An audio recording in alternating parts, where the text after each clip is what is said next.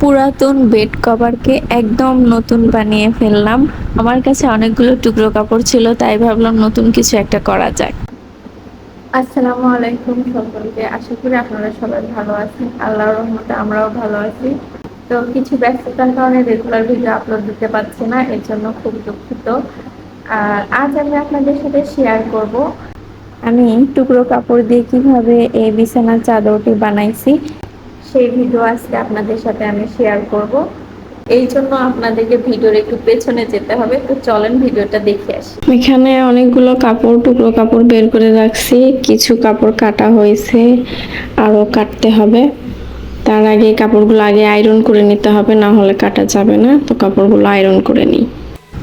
তো আমি এখানে টুকরো কাপড়গুলো আয়রন করতে বসে গেছি। চটজলদি করে আয়রন করে সেরে ফেললাম, কারণ এই টুকরো কাপড় ছোট ছোট করে কাটতে অনেক সময় লেগে গেছে আমার। প্রথমে আমি একটা মোটা কাগজ নিয়েছি, এটা 5x5 করে কাগজটা কেটে নিছি। পুরোটা 5 ইঞ্চি রাখছি আমি, আপনারা চাইলে আপনাদের মতো রাখতে পারবেন। কাটতে কাটতে রুমের আমার অবস্থা খারাপ, আর এতগুলো কাটতে কাটতে আমার মাথাও ধরে গেছে। তো আমি কফি নিয়ে বসলাম, একটু কফি খেয়ে রিল্যাক্স হয়ে দেন আবার কাটতে বসলাম। কারণ ভেবেই রাখছিলাম যে আজকের দিনের মধ্যে আমি এটা কেটেই সেরেই ফেলবো, না হলে আর করা যাবে না।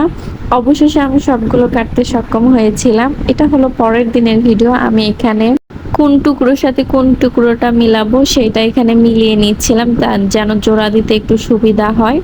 তো এইখানে আমি দুইটা পার্ট নিছি, দুইটা পার্ট নিয়ে জয়েন করে দিছি। দুইটা উল্টো পাশে আমরা দুইটাই সেলাই দিয়ে নিব, পুরোটা একদম সেলাই দিয়ে নিব। এই যে এইভাবে দেখতে পাচ্ছেন, ঠিক একই রকম করে যতগুলো টুকরো আছে দুইটা দুইটা করে আমরা জয়েন করে নিব। আই হোপ আমি বুঝাতে পেরেছি যে কিভাবে সেলাই করতে হবে। তো এইভাবে আমি বাকি সবগুলো করে নিব। সেলাই হওয়ার পরে একটা কর্নার থেকে আরেকটা কর্নার পর্যন্ত কলম দিয়ে আমরা দাগাই নিব, যেন আমাদের কাটতে সুবিধা হয়। একটা পার্ট কাটবো আর আরেকটা পার্ট কাটবো না, যেরকমটি ভিডিওতে দেখা যাচ্ছে। আমি একটা পাশে কেটে নিচ্ছি, এইভাবে একটা পাশে কেটে বাকি সবগুলো এই একই রকম ভাবে কেটে আয়রন করে নিব। তো আমার এখানে সবগুলো আয়রন করে নেওয়া হয়ে গেছে। আমি আবার বসে গেছি যে কোন প্রিন্ট ফুলের সাথে আর কোন প্রিন্ট ফুল দিলে ভালো লাগবে, এগুলো একবারে মিলে নিচ্ছিলাম, যেন আমার সেলাই করতে একটু সহজ হয়ে যায়। একবারে ভালোভাবে আমি ডিজাইনগুলো মিলে নেওয়ার পরে সেম একইভাবে আমি ধরে ধরে একদম প্রিন্টের সাথে মিলিয়ে সেলাই করে নিব। আশা করি আপনাদের ভিডিওটি ভালো লেগেছে। ভিডিওটি ভালো লাগলে অবশ্যই লাইক, কমেন্ট এবং শেয়ার করে দেবেন।